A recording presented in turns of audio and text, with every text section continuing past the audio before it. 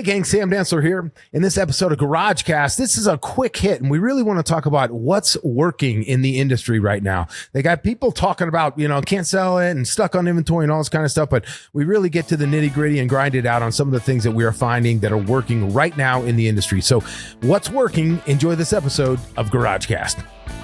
This is a show for anybody that has something that they want to say. It's going to be full of people with a lot of energy, CEOs, OEMs, vendors. Best practice ideas in this industry and of neighboring industries. We're talking to people that are on the cutting edge of processes, management. Serial entrepreneurs, authors. We really have a feast of all different types of senior level people. A cornucopia, as it were. A plethora, maybe. Grab a pen, grab a cup of coffee, and have a seat. Start writing. This is GarageCast. GarageCast. Welcome to GarageCast. Man, I got a lot of the auto dudes gloating, texting me like, hey, we've been saying this for years that we're badass. Told you, Yeah. They still wear those dumb clothes in the cologne. Their cologne and their chrome suits, fancy shoes. Skinny pants to our 20 clubs. That's it. Heading to the steakhouse for lunch, for their power lunch. You throw them a few props. You throw them a little good love, and then they just come back like sharks and bite you. Yep. So, got some good response back on that podcast, but it was good. Between Audino's and the one we just did, they were both, I think, really useful. Yeah. Well, I mean, let's shift gears and let's go to Brilliant Minds in Marine. You're talking this podcast and you had this great idea and you got a lot of stuff down on paper. Where did this all come from? Where'd you get this? Yeah. And it's not just Marine. The idea started in Marine, but, and you're going to hear some very common themes as we go through this, but I was talking to Anthony Asquith from One Water Marine Group. I think most of the people in marine space know that I'm friends with Anthony over there, and I check in with him. I actually called to check in on his daughter, and then we just got to talking, and I said, "Hey, what are you seeing out there? What's working? Like, cut through the fluff. What's actually working?" And he said, "You know what, dude? You got to grind it out." He said, people are selling boats. That is happening. You've got to be in a space of grinding it out. And the first bullet point I had up in this thing, Tony, is creating deals and not reacting to them. And I think it's a sidebar, and I'm going to throw this to you. I would suggest to you, be it Marine or power sports, whatever, you have heard some people in the room go, "Oh yeah, but those are garbage leads." And I hear garbage leads, especially when I'm doing boat show training and people, well, that guy's just coming by and putting his name in a little thing to win the hat that we have. And I'm like, he's at the boat show. He spent the money. He spent the parking. He came to the boat show. Do you not think he likes boats? And he's at the boat show. It blows my mind when I hear dealers talk about, garbage leads. So what are your thoughts when you hear garbage leads from our dealers? I think Glenn Ross. The leads are garbage. That's what I think, and that's the speech that I love, which is who is able to qualify a lead without reaching out to the lead to find out it is garbage. Unless I reach out to you, I'm like, "Hey Sam, I hear that you're interested in this Chris Craft," and you say, "Oh yeah, I just put that in there to, I was there with my friend. He dragged me along to this boat show, and I just put that in to get my name drawn." Okay, well then maybe you could do something with that. But at the end of the day, when somebody is putting their information into your website, putting their name onto a lead at a boat show, calling, we talked about this the last podcast we had, calling from 7 states away on the price of your pre-owned. You don't get to qualify them until you actually have a conversation and try and connect with that customer on whatever level they're at, which is, I just want a price, or I'm looking for my place to be, or I'm looking for that's such crap when I hear that as well. It drives me nuts. And you sit here, you think about power sports we're 3% of the population play in power sports. 1% of the population play in the marine space. And somebody's interested enough to go, "Hey, I'm interested. I'll even for the hat, for the giveaway." Like, you don't think that guy's interested in a boat one day in his career, someday down the line? And wouldn't it be cool if you connected with him? And that was Anthony's point, is really working every lead, not responding to every lead, but working it, cultivating it, just like you'd cultivate a plant at your house and water it and help it, watch it grow. It's not like it was before. So I think the only time that I have tolerance for people saying garbage leads is when I hear people say that some of the OEM leads they're getting are redundant with the leads they already have. And the OEM's trying to take credit for giving the good leads to the dealer. And they're like, that's garbage because those are our leads anyhow. To which I would just, yeah, I'll give you that. But let's use the word redundant. They're not garbage. It's still a great lead. It just happens to be one that you already had. So that really drives me nuts, because when your staff picks up on that, your staff starts thinking, oh, well, these are garbage leads. And then everything's a garbage lead at that point. If it's not easy, it becomes garbage. And I just kind of want to roll through some of these. We do have a lot of dealers, and this is for marine and power sports. So the idea or the conversation came out of marine, but it's really for both. But we do have dealers that are up.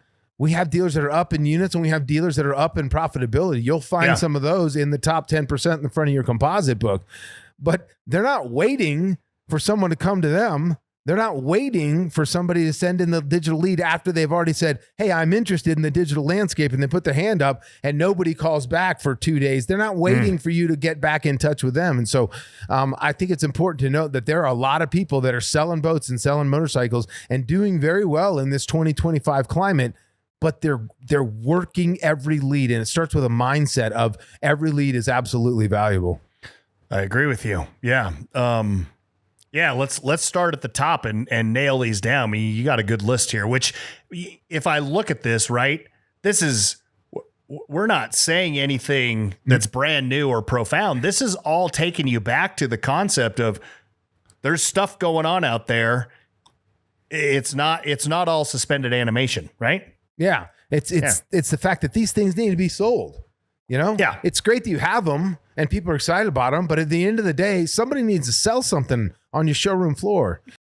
It's simply not easy for the customer. You must make it easy, particularly for digital leads. 1981, making it easy to buy, Ed Lemko, right? We go back to that, which again, we started off this episode kind of explaining it, but also we ended our last thing with my auto experience and your auto experience, which is making it easy to buy isn't saying that we have to prolong every deal and that it takes 2 hours and we're building these bridges to customers that are going to be lifelong and life standing. What it means is if I am a customer that is 7 states away and I find your pre-owned boat super attractive to me and you're willing to take my boat in on trade, that's making it easy to buy, which is working with me to make it as seamless as possible. Meaning the paperwork, like I said, the paperwork will be done when you're here. We'll give you the money on your trade based off of what it is that you're telling me it is. That's making it easy. It could also mean that I'm a first time buyer, or I'm stepping up from a very novice thing into something that is a little more advanced, and I need some hand holding. I need all the bells and whistles. I need everybody to care about me. I just moved to town and I'm looking for a new dealership. Making it easy to buy is unique to every single customer. It is not utilitarian in any way, shape, or form. One size does not fit all ever. Every deal is different, and you're just looking to be the most professional shop out there in marine and power sports that says, absolutely. The answer is yes. What's the question? I like that. I just sit here and think about not only making it easy to buy, but the true difference between selling and clerking. And I try to go to the extreme with it. Like, where do you see actual selling happen in an environment that really would be just clerking? Like, what do you want? What order can I get? You go to the restaurant, what order can I get you? But then they say, hey man, we got a great special on so-and-so. Would you like to give that a shot? That's the selling part of the engagement. And these things, again, they need to be sold. So when people are putting in a website inquiry and you're responding to the inquiry with just what questions can I answer for you, that is a garbage response, right? That isn't causing them to want to do anything. They can get the answers to all those questions everywhere. I want you to be in a selling mindset, and selling means causing the sale to happen or causing it to get to the next step. When we talk about transactional ratios, right? You can have the engagement, you can get the greet, if you will, but to get where we're going to sit them down and show them numbers takes somebody causing that activity to happen, as opposed to just letting the customer guide the conversation and go, okay, well, where do we go next? Oh, we go over here to go sit down.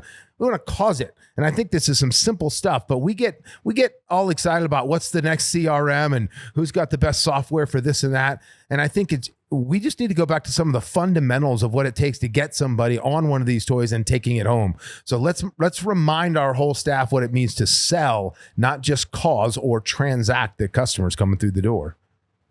And you can also go back to the concept of the selling versus clerking, right? Which is standing behind the cash register in the parts department, sitting on your ass behind a computer at the advisor's desk, only answering the questions that you send to me.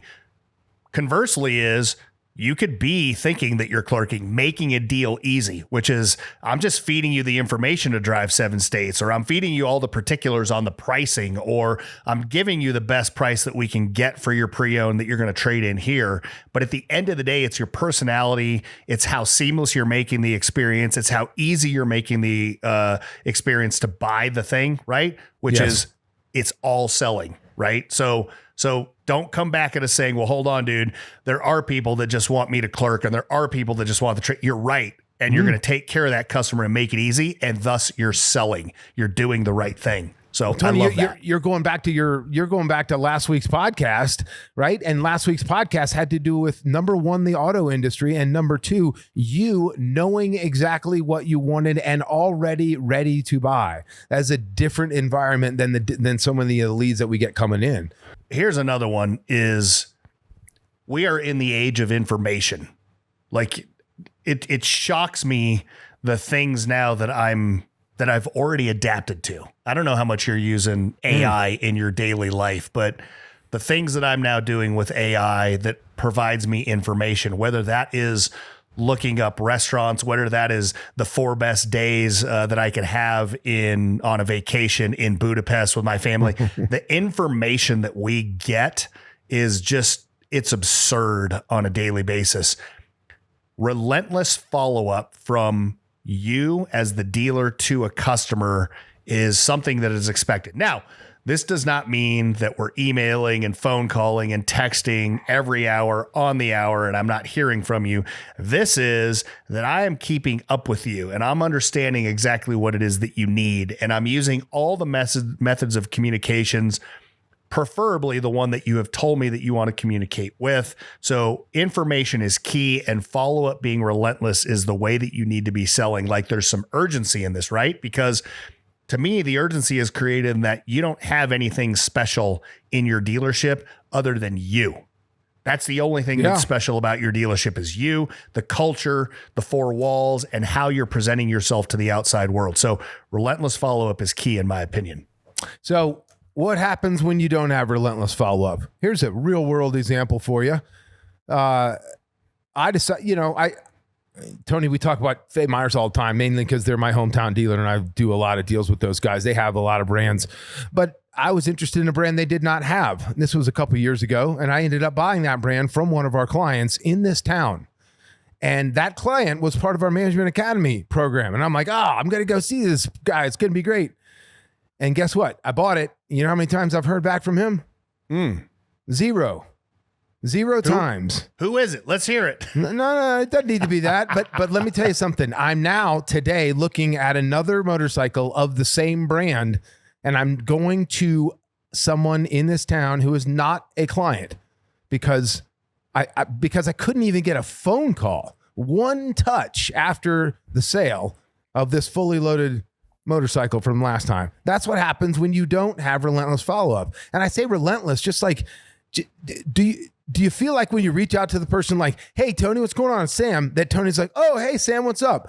Or do you feel like Tony's like, I'm sorry, who is this, Sam? Because if it's who is this, Sam, you didn't do a good job and you need more follow-up. If it's oh, hey, Sam, what's going on? That touch can be one time a year, but it's, make the damn outward follow-up. It just, you lose the customer and you risk losing them forever. And these were just, the order of these was just as it was coming out of my head that day. And so I sit here, get the appointment was the next one. And I'm looking at the appointments from a digital lead. And I tell you, Schoolie and I were looking at a marine composite the other day, and it showed that 92% of all leads, of all sales were generated from the digital landscape. 92%. Right? So how much do you value that digital lead? And then the next one is when you're reaching out to them, we typically always get them into the showroom at some point, if only to sign the paperwork or whatever it is. That requires the appointment. So what is our ability to get the appointment set? Tony, here are these numbers. Appointment set for the marine industry, 28%. Now, keep in mind the benchmark is 45 for all three industries that we play in. So the marine industry is at 28. The metric industry is at 22, and Harley's at 26, right there in the middle. What's that tell you about the opportunity just to get the appointment set? We're not asking enough. They're just not asking enough, which goes hand in hand with the relentless follow-up, right? Because it's following up on that lead, not necessarily following up on the sale. I mean, following up all the way around inside the dealership. There are deals to be had that you are missing, you are not seeing. And when we sit here and we think about where are we walking deals, you've heard every moderator tell you that you're walking deals. It's typically not, here's the deal that's in front of the sales manager and the sales manager saying no to it. It's the deal that never made it to a piece of paper because you didn't work hard enough to get that person to sit down and talk to you about that. Well, in the digital landscape, you didn't even get the appointment to have the opportunity to have that conversation. Yeah. How about taking the deal? I think it's rare these days for dealerships to not take deals, but unless you have the last one and you're sitting on gold, take the deal. And the test of the veracity of that statement is this. If you are confident in your dealership tour, for a fact they're going to take you to the pro shop.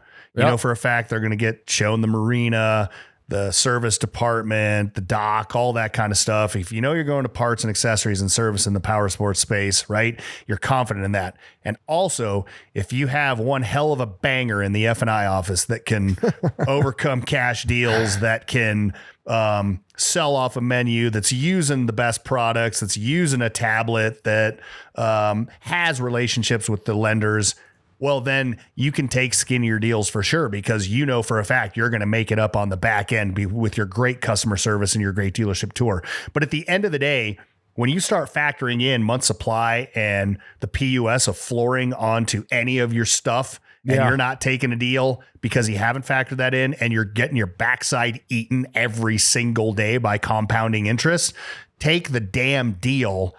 Make somebody's dream come true. Give them the best possible experience. Know that they're going to see your dealership. Know that you're going to connect with them, and do really good follow-up the days following, and the weeks following after their purchase, and you've hit gold. Yeah? Yeah. Well, people say the best loss is the first loss. If you got a customer that wants it, let it go. You're not a museum. Let it go and take the deal. And I'm going to go one step further, Tony, and say take the trade. Yep. You got a lot of people running scared right now that they're paying X amount in flooring and they're carrying too much inventory, and I don't want to take that trade because then I'm sitting on I got all my cash wrapped up in that. The trade can be such a good piece for marketing to bring people in the door if it's the right trade. And by the way, you can get into if you get into it right, whatever it is, you can get out of it. So if you have a product that's at a number that makes sense with a high margin, or that brings that used buyer in the store, and then maybe we can flip them onto the new product, do not be afraid to take the trade. There are flooring companies out there, particularly in the marine space. There are flooring companies that can floor that inventory for you. So at the right number, all these trades become valuable. And I really like, trade difference closes when you're looking at somebody who wasn't on the, am I really going to take it, or do we really want to do this deal? A trade difference close is a quick way to do it. Ask Tony from the car he just bought recently on a trade difference close, right? Amen. Don't be afraid of the trade. Yeah, and to that end, so July 1st, article in Power Sports Business, new units are down almost 8% year over year, while pre-owned numbers are up 2% year over year. I mean, what does that tell you just in what you're saying right there? What's your plan? And again, when that's we're power sports, right? That's power sports. Yep. That's power sports. But it doesn't matter. This leads into a conversation about what you're taking from your manufacturer and how much is too much. One, that's a number one conversation that we need to have, which is Don't take shit that does not work in the matrix that will show you profitable at the end of the year or at the end of every single quarter, right? So understand your month supply and your turns should not be more than 3.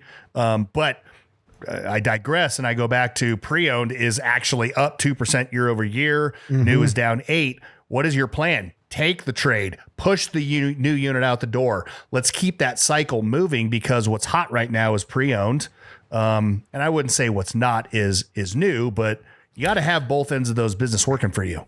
Well, the high price point stuff just is flat right now, right? And if people can get a deal on a lower price point model, and some of these lower price point models, Royal Enfield is crushing it right now. CF Moto is still crushing it right now. These are good quality products at a low price point.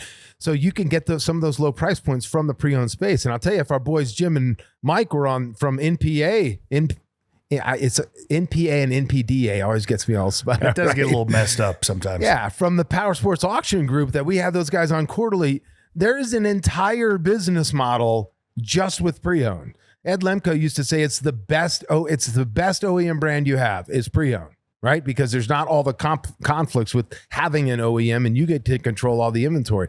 But at least play in that space when you see that pre-owned is up and the new is down. You can at least go deeper because you can get in and out of pre-owned as you need as long as you have the right strategy. Yeah. And then, and this was just kind of rapid fire as we put this thing together, Tony. But at the end of the day, I always think about that Ed Lemko quote that all you can do is all you can do.